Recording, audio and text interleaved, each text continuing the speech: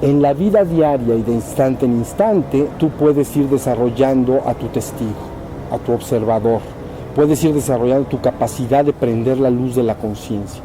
En cada instante, por mínimo que sea.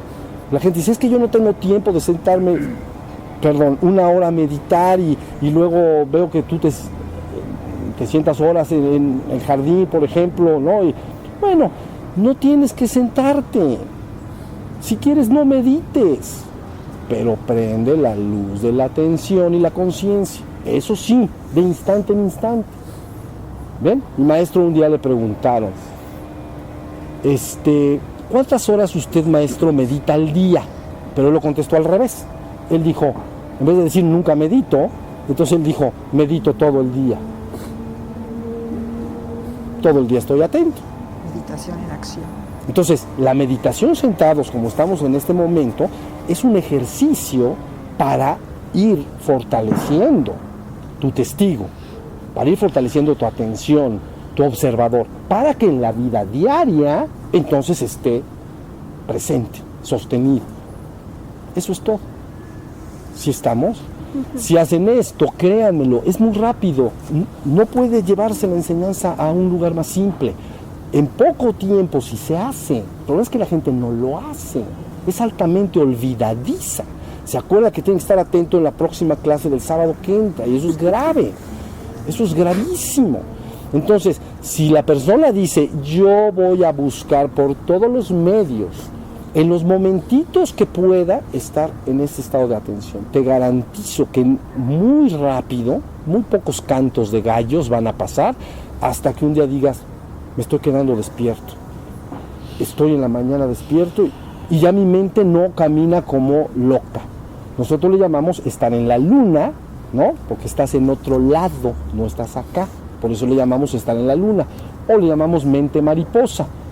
Porque como una mariposa vuela de flor en flor sin detenerse jamás, la mente de un hombre, el pensamiento de los hombres vuela de tema en tema sin detenerse nunca. Pero ya les dije que en Oriente le llaman la danza del chango bailarín. ¿Se acuerdan? La danza del chango bailarín embriagado con los placeres y los asuntos del mundo. Entonces imaginen un chango que le metemos como un pomo. O sea, por lo menos 250 gramos de alguna cosa fuera, aguardiente bueno. Y le dices, baila, ¿no?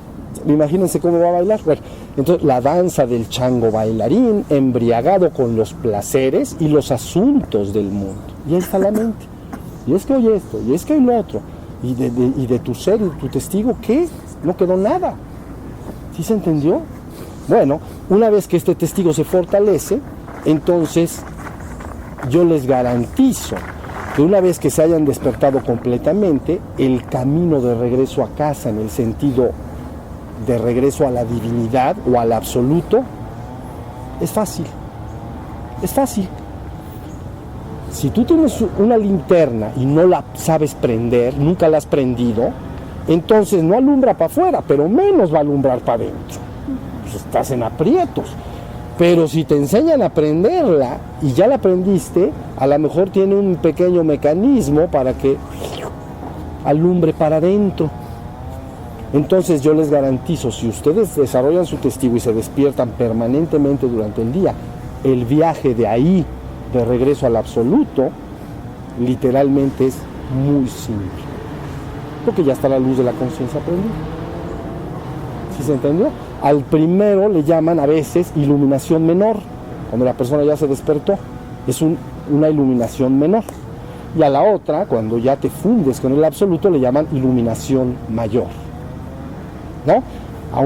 Por ejemplo, en budismo le llamarían, a la iluminación menor le llaman arhat, santo, ¿no? Porque su mente no está llena de pensamientos, está pura.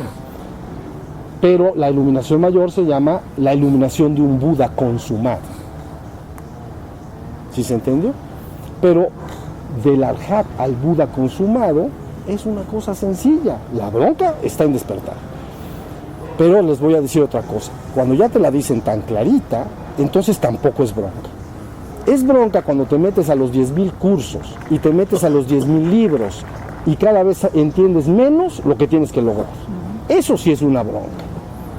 Pero cuando te dicen, esto es lo que tienes que lograr, entonces está fácil, ¿no? Pero si te dicen, encuéntralo tú, digo, hay 200, 300 mil libros del tema, pues lételos y ahí luego investigamos a ver si les entendiste. No, pues te vas a perder en todo eso, como decíamos la vez pasada.